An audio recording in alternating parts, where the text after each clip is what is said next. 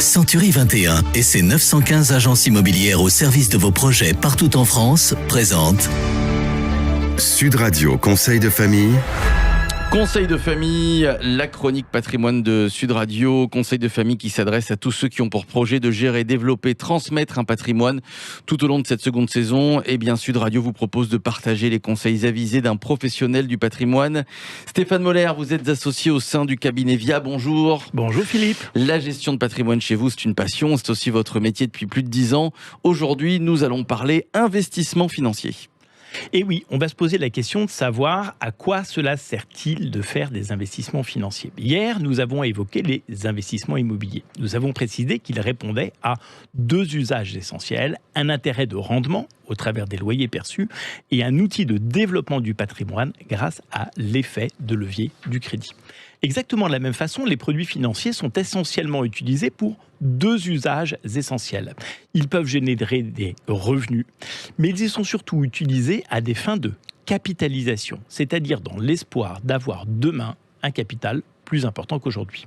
Les investissements financiers, par ailleurs, sont souvent logés dans des contrats d'assurance vie, contrats de capitalisation, PER, PEA, etc. Oui, autant de contrats dont nous décrirons l'intérêt dans des chroniques ultérieures. Investissement immobilier, immobilier financier. Je vois que les solutions sont très nombreuses. Comment dois-je m'y prendre pour choisir entre toutes ces options ? Eh bien, ce qu'il faut retenir, c'est qu'il n'y a aucune gestion d'actifs financiers, ni de gestion de patrimoine, sans un objectif clair. Avant de choisir entre différents types de placements, il convient donc de définir clairement vos objectifs. Voulez-vous un revenu ? Ou voulez-vous faire croître votre patrimoine ? 2. Dans combien de temps aurez-vous besoin de récupérer le fruit de vos investissements ?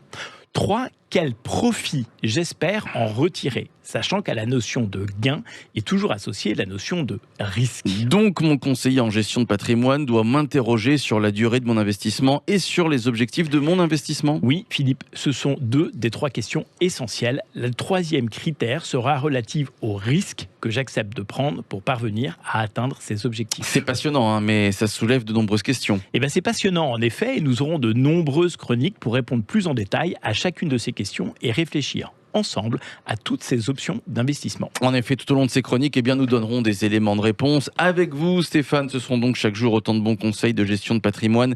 Conseil de famille revient demain. À demain. À demain, Philippe. C'était Sud Radio Conseil de famille. avec Century 21 et ses 915 agences immobilières au service de vos projets partout en France.